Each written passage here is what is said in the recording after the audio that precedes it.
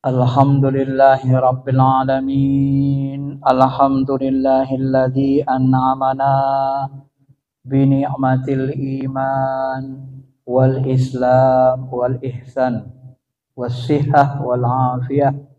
Asyhadu an la ilaha illallah rabbuna rabbul alamin wa asyhadu anna Muhammadar Rasulullah sayyidina habibina sayyidil mursalin.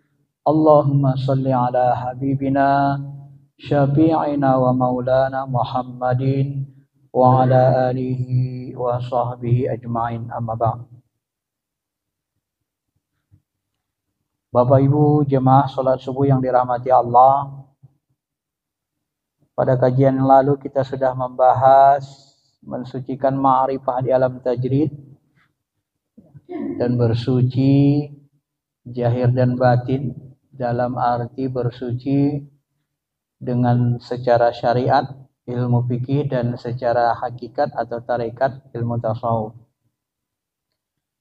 Pada subuh ini kita akan mengkaji tentang bayan zakat syariah wa tariqah, zakat dalam ilmu syariah dan ilmu tarekat.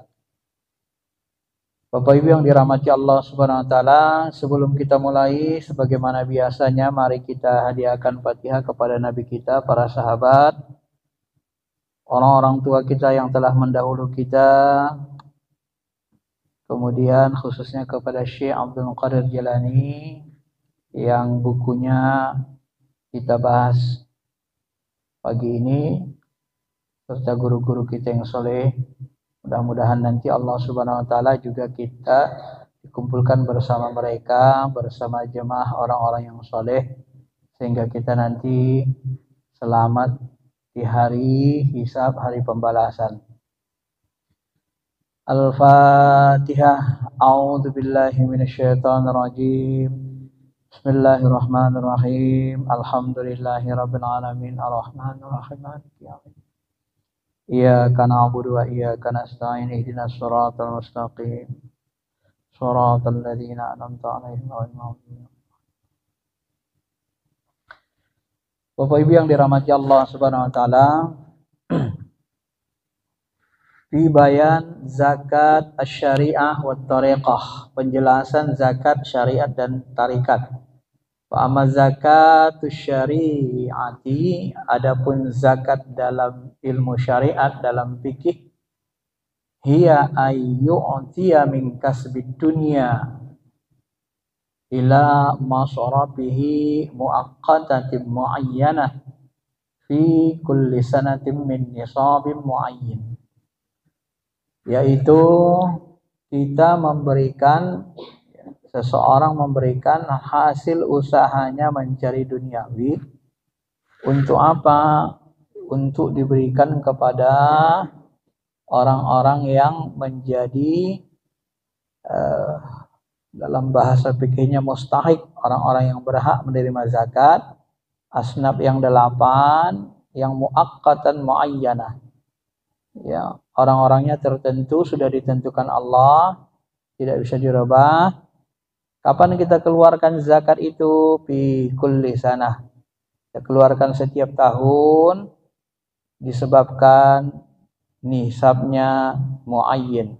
Nisabnya juga sudah ditentukan, sudah mencapai nisab.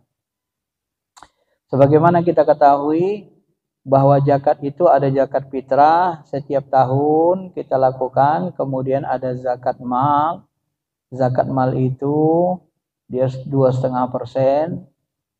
Apakah zakat mal dalam bentuk harta, kekayaan kita dalam bentuk emas, perak yang tidak dipakai hari-hari tapi disimpan, termasuk zakat dari usaha kita, zakat perdagangan atau zakat kebun kita. Zakat ini Bapak Ibu yang dirahmati Allah termasuk bahagian dari yang diwajibkan Allah. Sesuatu yang diwajibkan, dipardukan, harus menjadi perhatian khusus. Karena yang paling dicintai Allah adalah orang yang mengamalkan yang fardu, yang wajib. Itu yang utama. Ini yang pokok dalam Islam. Ya. Setelah itu baru amalan nawafil. Kalau amalan fardu kita ini bermasalah, nanti di akhirat kita menjadi bermasalah. Kalau amalan fardu kita selesai semua dengan baik, intajtanibu kaba'ira ma tunhauna nukaffir ankum sayyi'atikum. Maka kalau kita melaksanakan yang wajib-wajib semua, menjauhi dosa besar, maka seluruh dosa-dosa kecil kita akan dihapuskan oleh Allah Subhanahu wa taala. Jadi amalan fardu ini harus benar-benar kita perhatikan, jangan sepele ya dengan hal-hal seperti ini. Jangan seperti kata orang, ya, kalau dia mentang-mentang ustadz tak lagi berzakat, mentang-mentang dia petugas lalu lintas tak lagi berhelm, kan begitu kan? Karena dia merasa bahwa dia yang menguasai jalanan dan seterusnya. Bapak Ibu yang dirahmati Allah Subhanahu wa taala. Nah, yang kita bahas dalam ini karena kajian tasawuf, amma zakatut thariqah, adapun zakat dalam ilmu tarekat, Syekh Abdul Qadir Jilani membuat definisi, fahiya ayyu'tiya min kasbil akhirah kullahu fi sabilillah ila fuqara'id din wal masakin al ukhrawiyah. Nah, ini yang mungkin jarang dipelajari dalam kehidupan kita. Zakat tarekat itu apa? Yaitu kata beliau, zakat yang diberikan seseorang, ya, orang-orang soleh, orang-orang, kalau dalam bahasa lainnya para wali ini biasanya seperti ini, ya, diberikan zakat ini kepada orang-orang di jalan Allah. Di jalan Allah kepada siapa? Nah, yang nerimanya adalah orang-orang yang fakir dalam agama, fakir miskin. Jadi bukan fakir dalam bentuk harta, tetapi dia fakir dalam bentuk amal soleh. Orang-orang pendosa, orang-orang fasik dari orang beriman, ya, miskin mereka dari nilai-nilai amalan-amalan akhirat. Nah, jadi amalan-amalan kita itu kita sedekahkan.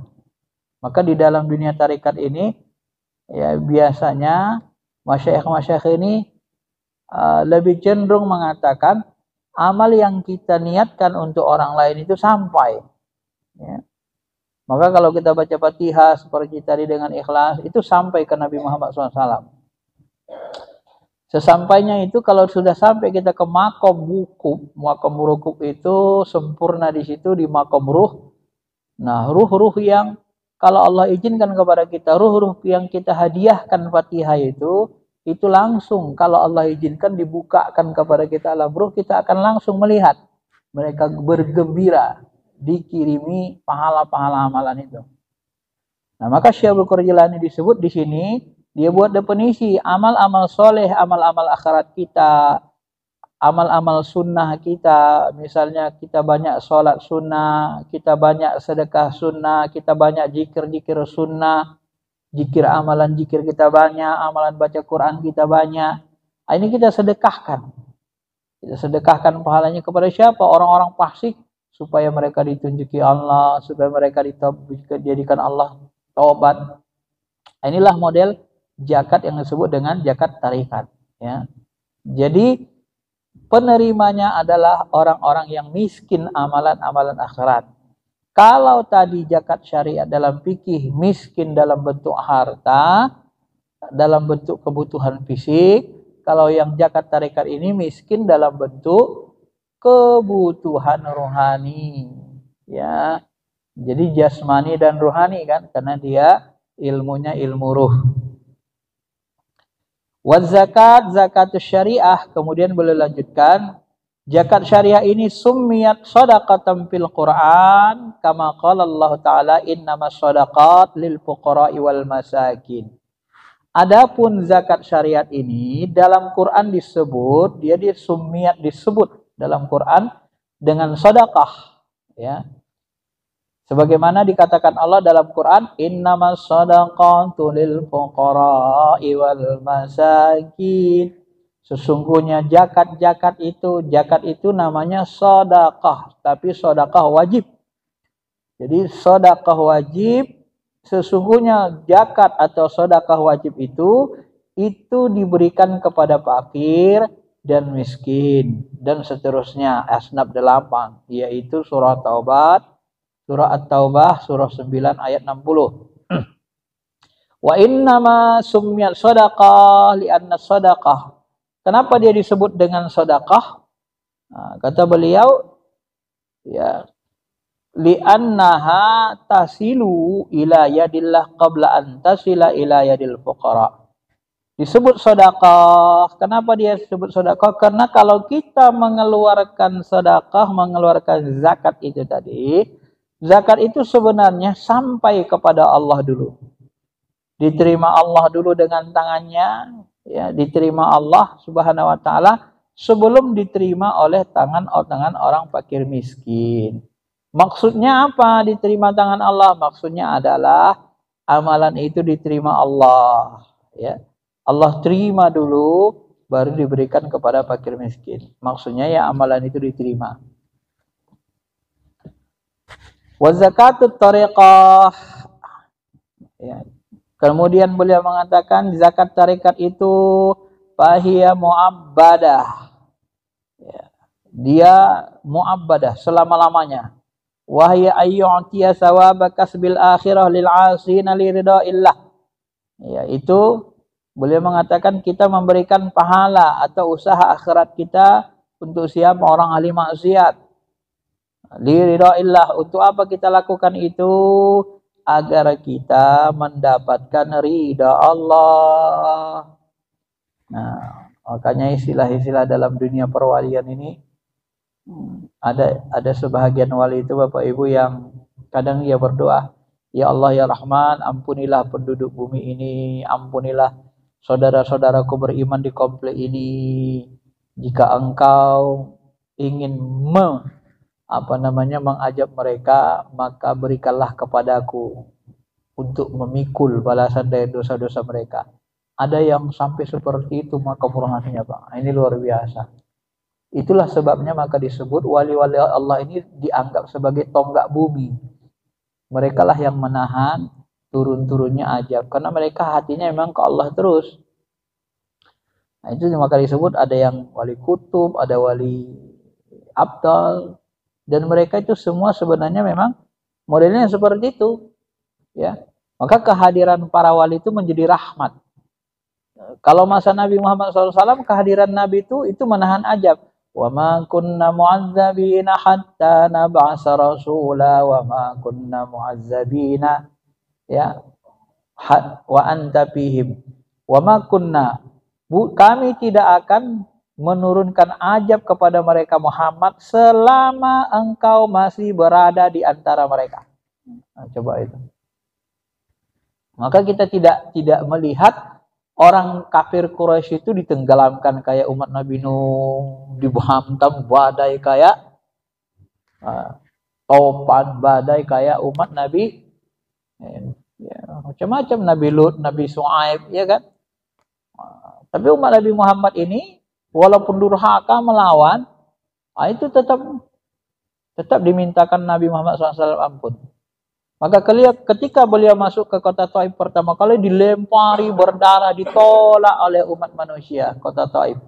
Lalu Jibril datang, hei Muhammad, perintahkan aku. Kalau kau mau, aku akan hancurkan ini. Aku akan angkat gunung Uhud ini, aku timpakan ke rakyat Taif ini. Apa kata Nabi? Tidak usah Jibril. Mereka itu tidak tahu bahwa aku ini adalah Rasul Allah. Sekiranya mereka tahu aku Rasul Allah, mereka tidak akan mau memperlakukan aku seperti ini. Sudah biarlah. Kalaupun mereka tidak beriman hari ini, aku berharap nanti anak cucu mereka beriman kepada aku. Coba. Itulah ruhani Nabi SAW.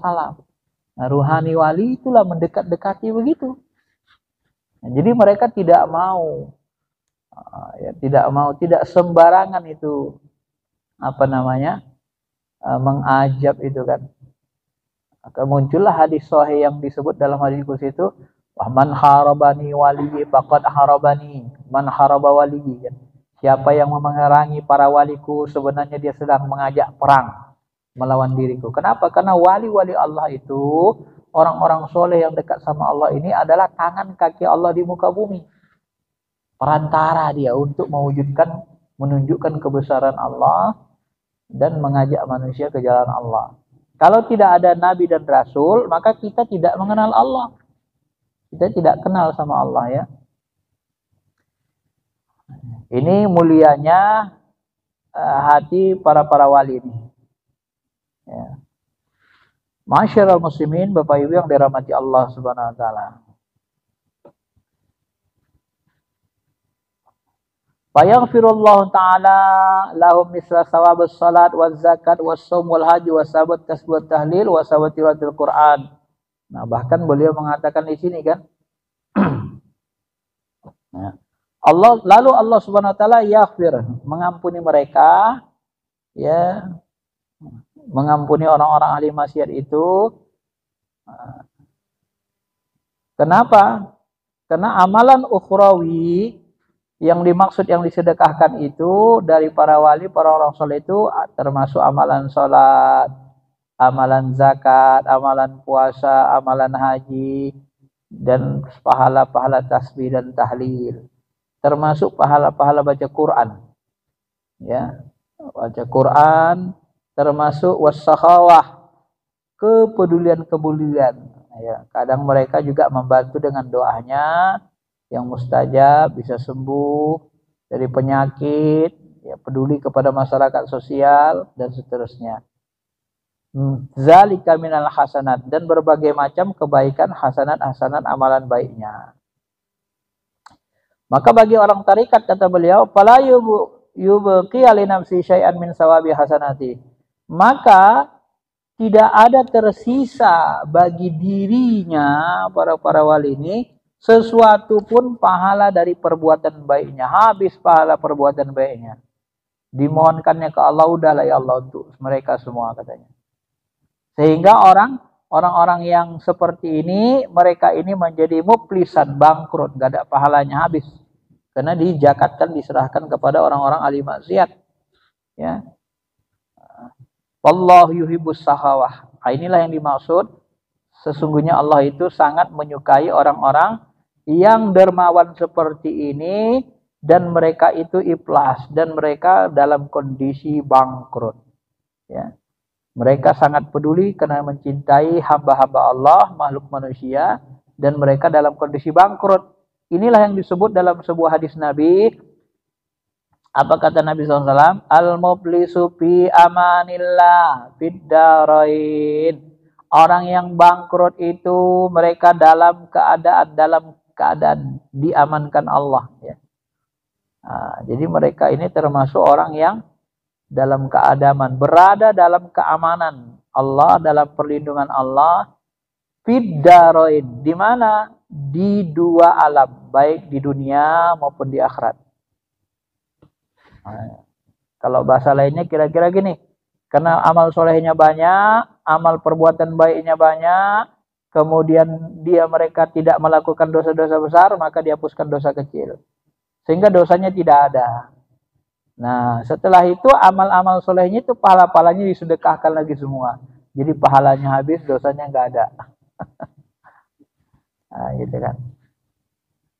Pahalanya habis, dosanya nggak ada. Jadi aman mereka di dunia, aman di akhirat itu.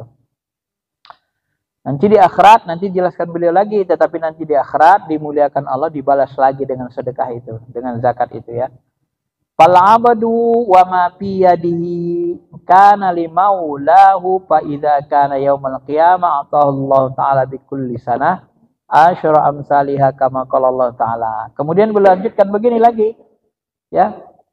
Hamba-hamba Allah yang seperti ini, kata beliau ya, orang seperti ini mereka merasakan atau menyadari bahwa seorang hamba yang sebenar-benarnya, hamba Allah yang sebenarnya, dia merasa atau ya meyakini bahwa dia itu biadihi kana limaulahu, dia itu milik Allah gitu. Enggak ada yang memiliki kecuali Allah taala. Jadi dia bukan milik siapa-siapa, dia milik Allah. Itulah Rahman Rahimnya kan. Karena mereka ini mewakili Rahman Rahimnya Allah taala. Maka dalam hadis kan disebut ada 4 ciri manusia yang haram, nggak bisa disentuh neraka. Apa itu layin? Orangnya lemah lembut, hayin, urusan mudah sama dia. Nggak suka yang sulit-sulit. Semuanya yang jahat pun datang sama aja, sama ditolongnya juga. Ya. Ditolongnya juga, siapa minta tolong. Fa idza kana yaumal qiyamah atahu Allah taala bi kulli hasan. Nah, nanti kalau hari kiamat Allah Subhanahu wa taala akan memberikan mereka setiap kebaikan-kebaikan dari zakat atau sedekah mereka ini, amal-amalnya disedekahkan kepada orang-orang ahli maksiat, dibalas Allah dengan 10 kali lipat. Sebagaimana dikatakan Allah, man jaa bil hasanah falahu asyru amsalihha. Siapa yang datang dengan kebaikan, maka Allah balas 10 kali lipat. Ya, kita sedekah harta 100.000 minimal balasannya 1.000.000 kali 10 itu minimal. Ada yang wallahu yudha'ifu liman yasha, ada yang kalau ikhlasnya tinggi lebih besar lagi. Nah, makanya kalau kita hadiahkan, berikan pahala-pahala amal soleh kita ini kepada ahli maksiat, maka apa yang terjadi? Maka nanti Allah akan membalas kita 10 kali dari amalan-amalan kita itu. Ya. Emang ini kalau kita ngaji tasawuf banyak hikmah di dalamnya Bapak Ibu. Pernah satu waktu Gus Dur, ya, saya baca di banyak beredar di apa ya, di online itu. Nah, ceritanya Gus Dur itu pernah dia disuruh, Gus, kamu kok nggak mau berdoakan dirimu, katanya, buat dirimu. Ya, kalau aku doakan diriku, aku dapat 1 pahala untuk diriku aja. Dia kalau doa untuk orang aja gitu. Nah, kenapa kamu suka doain orang lain? Dirimu nggak kau doain, katanya. Ya, kalau aku doa orang lain kan dapat 10, katanya. Akan kembali kepada diriku 10. Kalau aku doa untuk diriku sendiri, ya cuma dapat 1 doang. Nah, sampai seperti itu ya pemahamannya. Itulah kedalaman hikmah bagi orang-orang yang kadang-kadang memang Allah berikan hikmah seperti itu kepada orang yang dekat kepadanya. Artinya apa? Memang dalilnya ada kan? Seluruh kebaikan yang kita berikan kepada orang lain, kita doakan orang lain, jangan kita berpikir bahwa doa itu gak kembali ke kita. Enggak. Kalau dalam kehidupan nyata, Bapak Ibu kan kenal dengan siapa namanya itu yang punya Ari Ginanjar, ya kan? Nah, itu dia punya gedung ISK. Nah, gedung ISK itu di sebelah di dekat Pondok Indah, nggak jauh dari Pondok Indah itu. Ya, di TB Simatupang, Jalan Besar TB Simatupang, dekat tol Pondok Indah Taman Mini. Sebelah kiri. Nah, jadi waktu dia membangun gedung ISK itu, dia ceritakan, ya, ketika dia membangun gedung ISK itu, orang-orang mengatakan dia gila. Dari mana dananya bangun? Ya, kan dia buat bacaan Allah besar sekali paling atas itu kan. Gedung tinggi yang di atasnya bacaan Allah. Orang-orang katakan dia gila. Dari mana itu uang? Dia nggak punya uang sebanyak itu, gitu kan. Lalu apa yang dia lakukan? Nah, dia cerita sama ayahnya. Lalu ayahnya mengatakan, setiap orang yang kau lihat nanti keluar rumah doakan. Jadi setiap dia keluar, dia lihat ada bangunan yang tak selesai di sebelah bangunan dia. Ya Allah, selesaikanlah bangunan orang ini. Setiap orang lihat, didoakannya. Setiap dia lihat orang nanti doakannya. Asal ada masalah, doakannya. Nah, begitu dilakukannya, diamalkannya ini, tiba-tiba bangunannya ada saja orang yang bersedekah. Akhirnya bangun ISK itu selesai semua. Kaget orang-orang. Padahal itu bangunannya, tidak tahu saya berapa ratus sampai triliun, Allah alam. Ya, tinggi sekali memang. Dengan kapasitas keuangan dia nggak mungkin itu terbangun. Tapi itu dia lakukan, dia buktikan itu. Dengan cara itu. Jadi ketika kita mendoakan orang lain, kita kasih amal-amal soleh kita untuk supaya orang lain menjadi baik, ternyata itu memberikan kembalinya kepada kita. Memang dalam hadis sahih kan begitu. Apabila kamu mendoakan saudaramu bijahril ghaib, itu salah satu ciri doa yang makbul. Apabila kita mendoakan saudara kita yang nggak kelihatan, maka malaikat mengaminkan dan dia juga mengaminkan doa kita. Doa itu kembali kepada diri kita. Jadi tidak ada salahnya kita mendoakan. Maka kalau kita dengki, iri, malah kita susah hidupnya, makin susah. Tetangga kita beli mobil Pajero pula, mak, gawat ini katanya kan. Udah kalah aku baru punya Avanza katanya. Udah dia beli lagi mobil Fortuner untuk ngalahin, utang, stres, ya dipaksain diri. Ini orang-orang seperti ini karena hati kita kotor, akibatnya kita yang membuat kita susah.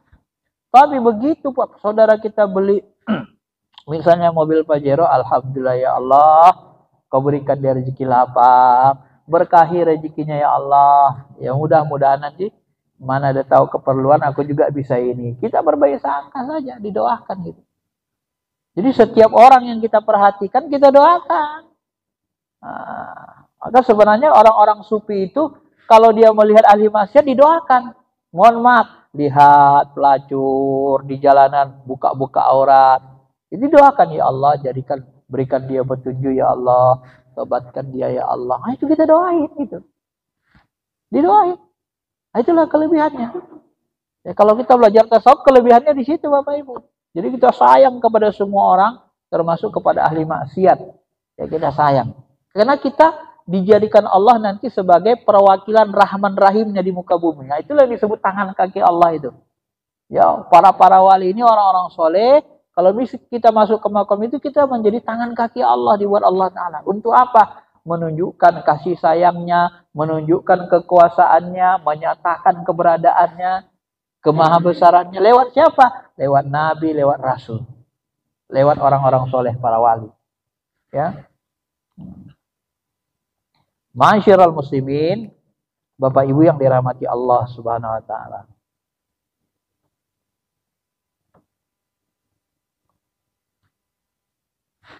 Kemudian beliau melanjutkan lagi, ya. Beliau memberikan dengan contoh. Contoh siapa ini? Contohnya diberikan adalah Rabi'ah Adawiyah. Nah, di sini disebutkan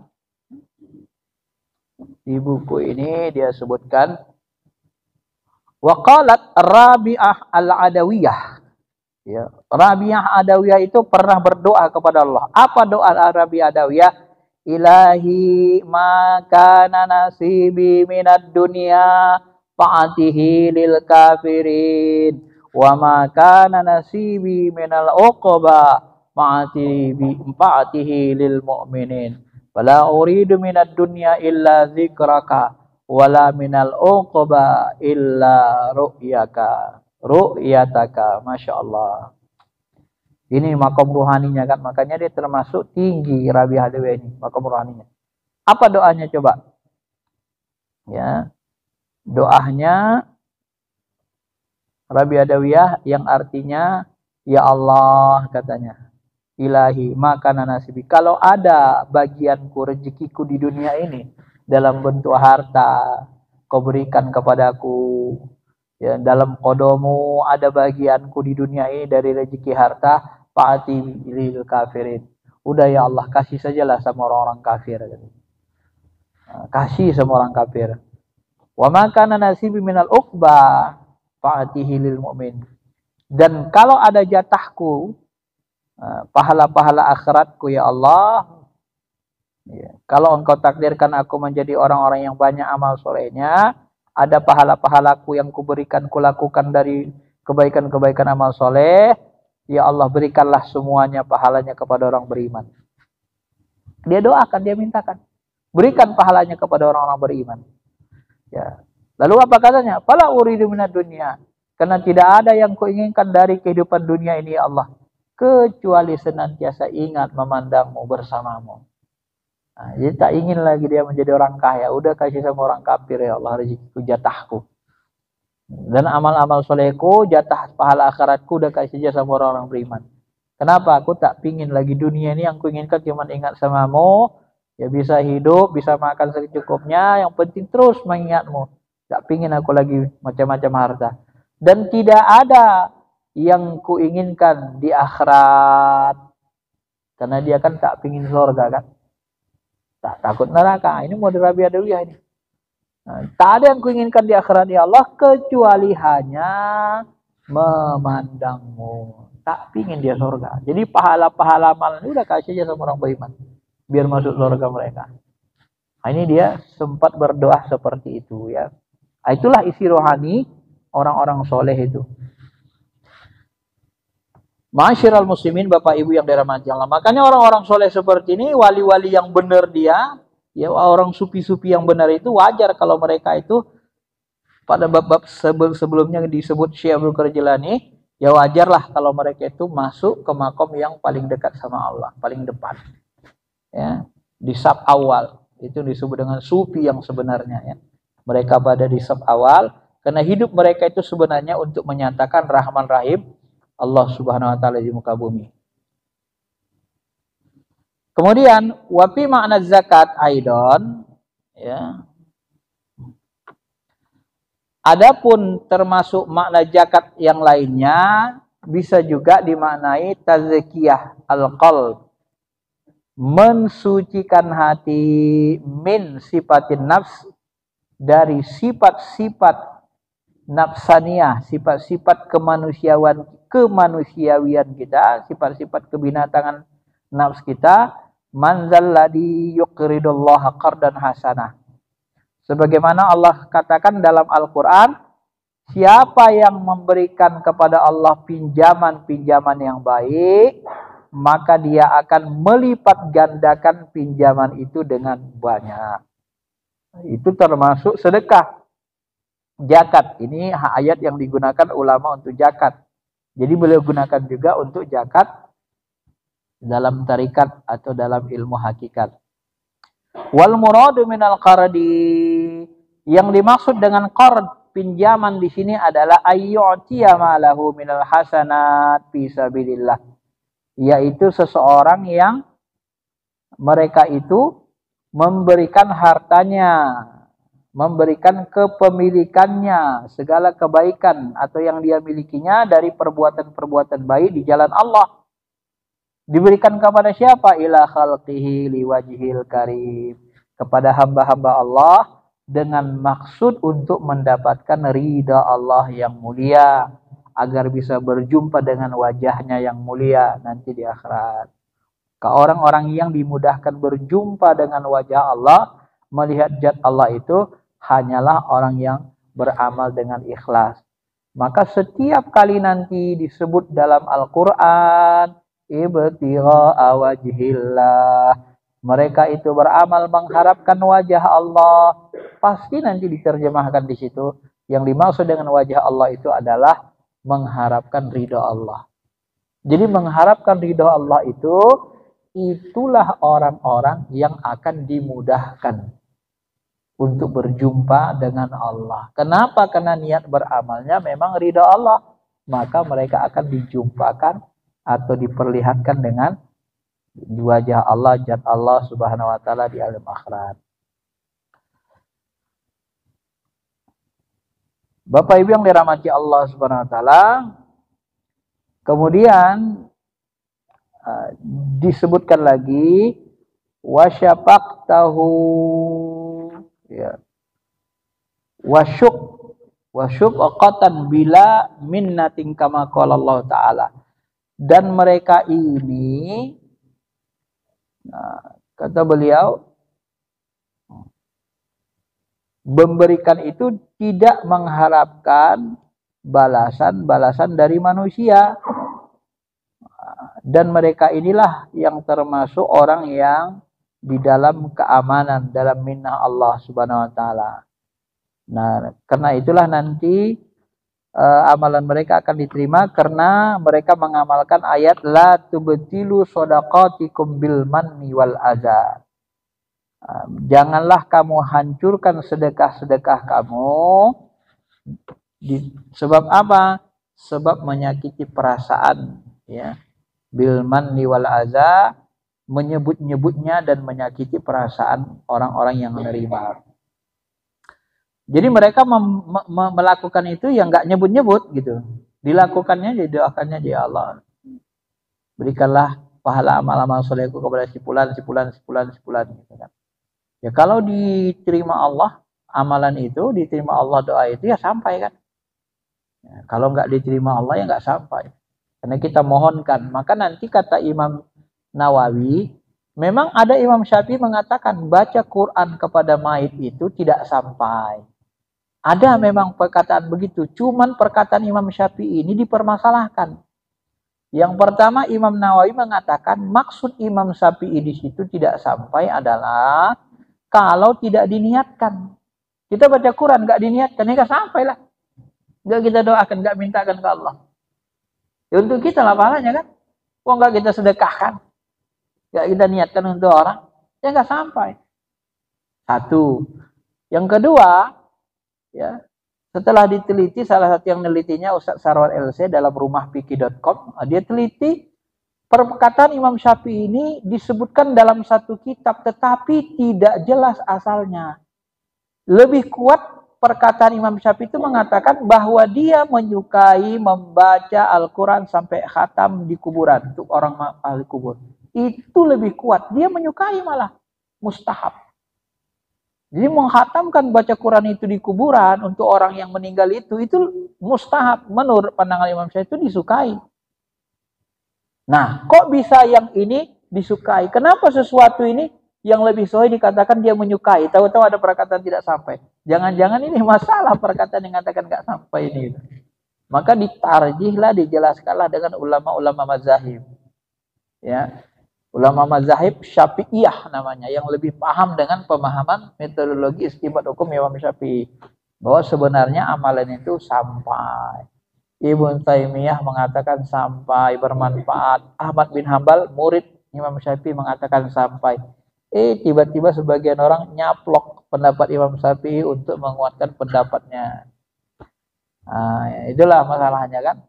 Maka sebenarnya memahami Imam Syafi'i ini yang lebih tepat adalah langsung murid-murid Syafi'inya atau ulama-ulama Syafi'iyahnya.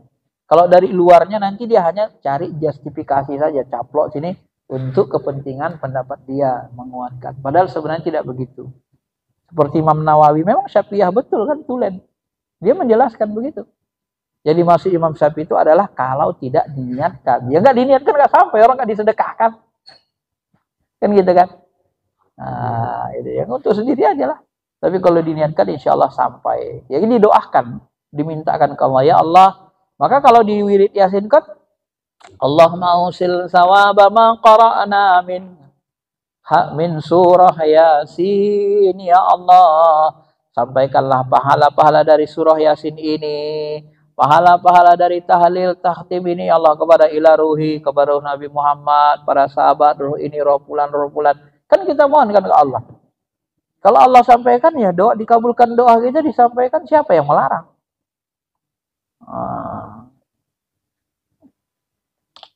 Yang di dalam ilmu hakikat ini banyak rahasia-rahasia, sebenarnya ilmu rahasia ya.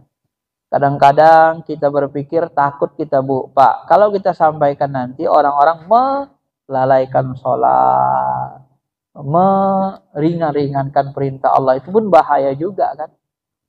Jadi kalau sampai enak aja lah ya, bisa ditransfer pahala itu, katanya gitu kan. Bisa lah dia masuk surga. Ya hati-hati Bapak Ibu memahaminya. Sholat kita itu kan wajib, yang sampai itu kan pahala-pahala sunnah tadi. Kalau pahala wajib belum tentu, itu berat. Nah, makanya kita pahala perbuatan-perbuatan wajib harus dijaga. Nah, ada seorang sahabat mengatakan, ada seorang sahabat yang mengabdi kepada Rasul, setiap perang dibawain air, disiapkan untuk sholat airnya, dilayaninya Rasul SAW. Lalu Nabi mengatakan, wahai sahabat, sebenarnya apa yang kau inginkan? Ada nggak permintaanmu? Ya Rasul, nggak ada yang kau inginkan, cuma satu aja. Aku pingin nanti aku di surga juga tetap bersamamu. Lalu kata Rasul, bantulah aku dengan memperbanyak sujud. Artinya banyakin sholat sujud supaya mudah mencapai makom itu. Nah, maka nanti di dalam fikih itu ulama-ulama fikih mengatakan kalau amalan wajib itu kemungkinan sulit untuk sampai. Tetapi di sini Syekh Abu Jalani mengatakan tadi sholat, zakat kan wajib. Jangan-jangan amalan wajib bisa sampai juga kan. Wallahu alam ya. Nah, tapi sebahagian Ulama fikih itu mengatakan kalau yang wajib gak ada dalilnya itu gak bisa sampai. Yang bisa sampai itu amal-amalan sunnah. Nah, kalaupun sampai itu memang karunia Allah Subhanahu wa taala benar-benar. Dan itu hak veto. Nah, saya kasih tahu ilmu rahasianya Bapak Ibu. Ketika Nabi Isa alaihissalam ditanya oleh Allah dalam Quran, "Hai Isa, apakah benar engkau mengatakan sembahlah engkau dan ibumu kepada umatmu?" "Ya Allah, aku tak pernah mengatakan yang tidak hakku." Disebut dalam Quran kan? Aku tak akan berani, tak pernah mengatakan yang tidak ada hakku. Selama aku hidup bersama mereka, aku tahu keadaan mereka. Tapi setelah aku tiada, engkaulah yang maha tahu apa yang ada pada mereka. Lalu Nabi Isa berdoa, "In tu'azibuhum fa innahum ibaduk wa in taghfir lahum innaka antal azizul hakim." Jadi ini salah satu amalan rahasia yang bisa kita pahami. Kalau orang sudah meninggal, terlanjurlah dia sudah meninggal. Dalam kehidupannya sering ninggalin sholat. Apa yang kita lakukan coba? Paling doa kita mengatakan, "Ya Allah, kalau kau ajab hambamu ini, dia banyak dosa, banyak kesalahan. Kalau kau ajab, dia hambamu, dia ciptaanmu. Gak akan kuat dia ngelawan dirimu.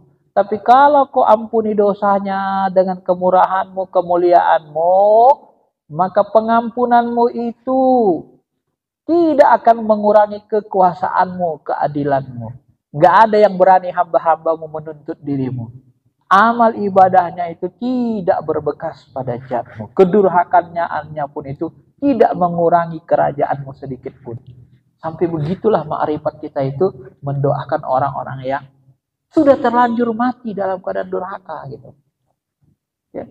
Terpaksa itulah itu doa pamungkasnya, kira-kira itulah doa pamungkas Nabi Isa. Jadi kalau dipahamkan hikmahnya, ya Allah nih kalau kau ajab ini, emang hambamu buatanmu, kau campakkan, kau bola-bola, kau bakar, mau apa-apa, gak ada apa-apa. Emang hambamu, ciptaanmu, terserah engkau. Tapi kalau kau ampuni hambamu ini, engkau maha kuasa, maha bijaksana. Siapa yang berani menuntutmu?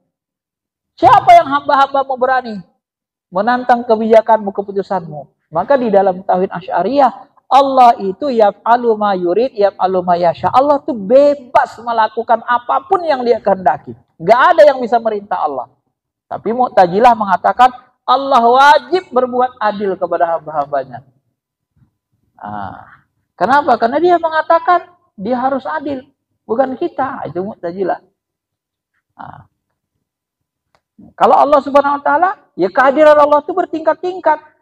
Kalau dihapuskannya dosa hambanya ini, tiba-tiba hambanya lain menuntut. Ya, aku kenapa nggak dihapuskan ya Allah? Ya, nggak ada yang doain kau. Nggak ada gurumu yang doain. Kau nggak mau belajar, nggak percaya kau sama para wali, nggak percaya kau sama orang-orang soleh. Siapa doain kau? Carilah, kata Allah. Bisa jadi begitu kan, Allah alam. Itulah pentingnya kita berguru tadi. Jangan sepele mencari guru ruhani ini Bapak Ibu. Banyak manfaatnya. Maka kata Nabi coba apa? Nabi mengatakan, "Man qala la ilaha illallah dakhalal jannah." Siapa yang mengatakan, mengucap la ilaha illallah masuk surga. Dengarlah sahabat ini. "Ya Rasul, wa in kan zana, kalau dia berzina macam mana?" "Masuk surga dia." "Iya masuk surga." "Wa in saraqa, kalau dia nyuri, masuk surga." "Iya masuk surga." "Kalau dia buat dosa besar, minum khamar, masuk surga." Kalau almarhum Jiduddin MZ, dia memahami, kalau masalah masuk sih masuk, cuman kapan masuknya, kan gitu kan. Kalau banyak dosanya ya, akidah Ahlussunnah wal Jamaah ya singgah dulu neraka. Untuk bersihkannya kan, baru nanti dimandikan di Ma'ul Hayat, baru bisa masuk surga. Kalau di dalam ilmu yang lebih dalam, ilmu hakikat, ilmu tasawuf, ya kalau kita punya guru-guru yang soleh, insya Allah mereka yang bisa memberi syafaat para nabi, para rasul, kemudian para wali. Di dalam buku Ibnu Qayyim itu disebut, ada hadis sahihnya, di antara hamba-hamba Allah ini ada 70.000 orang yang masuk surga tanpa hisab. Ya. Dari 70.000 orang yang masuk surga tanpa hisab ini, masing-masing menarik 70.000 lagi akan masuk surga tanpa hisab. Nah, itulah syafaat itu. Nah, itulah kita butuhkan. Kenapa? Karena dengan percayanya kita Nabi Muhammad hanya modal la ilaha illallah Muhammadur Rasulullah, terbantulah kita bisalah masuk surga. Tetapi betapapun baiknya orang-orang kafir Quraisy itu, termasuk pakcik Nabi kita SAW, sebagian ulama mengatakan Abi Thalib itu, ya, karena dia tidak mengakui Nabi Muhammad sebagai Rasul, itu terhalang dia masuk surga. Nah, itu saja pengakuannya itu. Tiketnya nggak dapat dia gitu kan. Nah, makanya sebenarnya dengan kita mempercayai wali-wali Allah itu saja sebenarnya sudah ada pahalanya gitu. Sudah ada syafaatnya untuk kita. Sebenarnya begitu. Dengan percaya kepada Rasul, kita sudah dapat kunci masuk surga. Kenabian Muhammad. Tapi begitu kita nggak percaya dengan Nabi Muhammad, gagal kita masuk surga. Walaupun, maka Aisyah pernah bertanya, ya Rasul, ini orang ini kan rajin kali silaturahmi, ini orang ini baik sekali masa jahiliyah, tapi matinya dalam keadaan kafir, tidak beriman. Macam mana itu? Ya masuk neraka. Kenapa? Karena dia tidak pernah berharap balasan Allah, kata Rasul. Walaupun baik sekali, nggak dapat tiket dia. Jadi keimanan itu sebenarnya bahagian dari hal yang terpenting. Beriman kepada Allah dan Rasulnya, beriman kepada orang-orang soleh, termasuk para wali-wali ini. Karena kata wali ini tidak bisa kita hilangkan dari Al-Quran dan dari sunnah, dari hadis itu sendiri. Karena hadis-hadisnya sahih, dan di dalam Quran pun disebut Allah. Inna awliya Allah la khawfun alaihim wa lahum yahzanun alladzina amanu wa kanu yattaqun. Mereka yang hidupnya itu senantiasa beriman dan dalam keadaan bertakwa kepada Allah. Inilah sifat mereka kan. Sangat-sangat mulia di mata Allah. Dan terakhir, lan tanalul birra hatta tumfiku mimma tuhibbun. Jadi orang-orang sufi ini, para wali ini, mereka tidak menuntut balasan di dunia, bahkan mereka memberikan infak balasan akhirat mereka kepada orang beriman. Itulah yang dikatakan Allah, kamu tidak akan sampai bisa mencapai bir, mencapai derajat orang yang abror, orang yang berbakti kepada Allah, sampai kamu menginfakkan apa-apa yang kamu cintai. Apa yang kamu cintai? Harta duniawi. Apa yang kamu cintai? Surga. Infakkanlah balasan itu. Kebaikan-kebaikan dunia dan akhirat. Dan itu akan menjadikan kita menjadi abror di mata Allah. Selesai bahasannya tentang zakat. Ya, mudah-mudahan bisa dipahami.